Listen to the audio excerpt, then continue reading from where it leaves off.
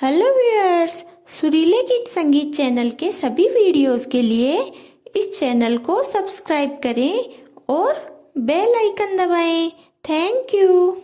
स्वागत है आपका आपके अपने चैनल सुरीले गीत संगीत में। आज मैं आपको होली की कथा सुना रही हूँ।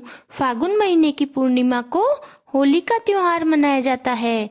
इस वर्ष 28 मार्च 2021 को होली है। इस दिन सुबह स्नान आदि से निवृत्त होकर भगवान की पूजा करें। विशेष रूप से हनुमान जी और पितरों को प्रणाम करें। होली के दिन अपनी परंपरा के अनुसार चावल, मूंग, लापसी, मिठाई आदि बनाएं। भगवान के प्रसाद चढ़ाएं। मंदिर में गुलाल, मिश्री, फल, मेवा, मिठाई आदि चढ़ाएं।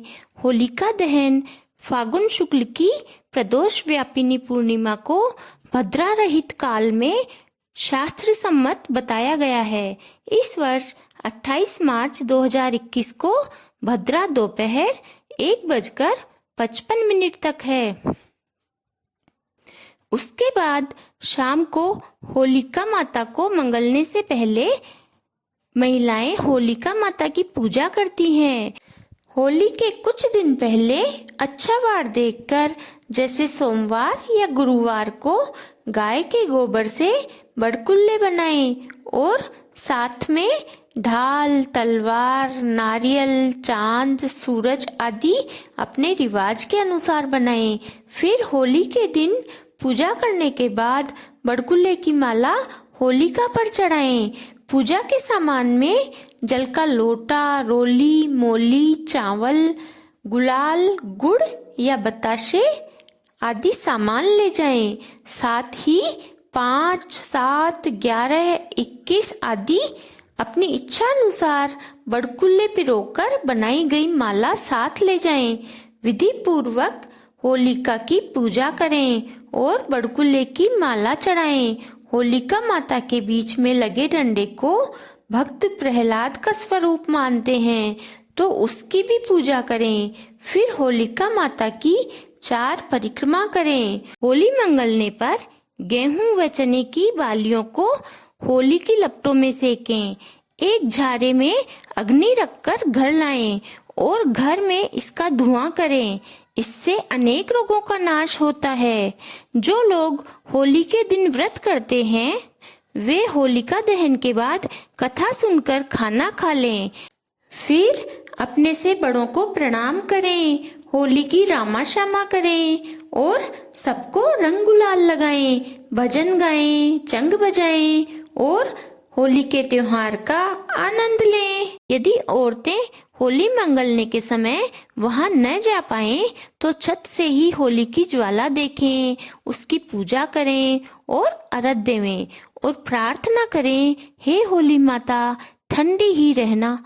होली की ज्वाला को कच्चे सूत का तार और हल्दी की गांठ दिखाएं ताकि अगले दिन सांपदा माता यानी दशा माता का डोरा ले सकें।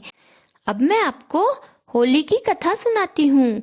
एक समय की बात है, भारतवर्ष में हिरण्यकश्यप नाम का एक राक्षस राज्य करता था। उसका पुत्र प्रहलाद भगवान का परम भक्त था, परंतु हिरण्यकश्यप भगवान को अपना शत्रु मानता था। वह अज्ञानी कहता था कि मैं ही भगवान हूँ, सब लोग मेरी ही पूजा करो और मुझे ही भगवान मानो, और किसी को भगवान का नाम भी नहीं लेने देता था। परंतु वह अपने पुत्र प्रहलाद को ईश्वर भजन करने से नहीं रोक सका। इस कारण हिरण्यकश्यप ने अपने ही पुत्र को गुस्से में आकर मारने के कई उपाय किए। उसने प्रहलाद को पहाड़ों से गिराया, सर्पों की कोठरी में बंद किया, हाथी के सामने डलवाया, परंतु उस भक्त का कुछ भी नहीं बिगड़ा। अंत में उसने अपने पुत्र भक्त प्रहलाद को अपनी बहन होलिका द्वारा अग्नि में जलाकर मारने की सोची, क्योंकि होलिका के पास ब्रह्मा जी के द्वारा दिया गया एक ऐसा दुशाला था जिसे ओढ़ने पर आग का असर नहीं होता था। अपने भाई की आज्ञा से होलिका प्रहलाद को गोद में लेकर दुशाला ओढ़कर चिता में बैठ गई। जैसे ही चिता में आग लगाई, उसी समय देवयोग से बड़ी जोरों की हवा चलने लगी। अचानक होलिका के शरीर से दुशाला उतरकर भक्त प्रहलाद के शरीर से लिपट गया और होलिका जलने लगी। तो उसने उसी समय ब्रह्मा जी की स्तुति की और कहा कि आपने मुझे वरदान दिया था कि मैं आग में नहीं जलूंगी, फिर मेरा शरीर क्यों जल रहा है? तब ब्रह्मा जी ने कहा कि तुमने पाप का साथ दिया है, इसीलिए तुम्हारी यह दशा हुई है। होलिका ने उसी समय माफी मांगी। तब ब्रह्मा जी ने होलिका के प्रार्थना करने पर होलिका को मुक्ति का उपाय बताया और कहा कि तुम्हारी अग्नि की धुआं से अनेक रोगों का नाश होगा और तुम्हारी राख के उड़ने से लोगों को किसी भी तरह का क्षय रोग नहीं होगा।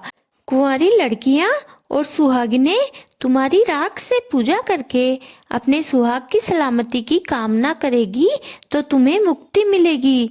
उसी दिन से होलिका दहन का प्रचलन है और इसकी राख घर पर लाई जाती है और शुद्ध मानी जाती है।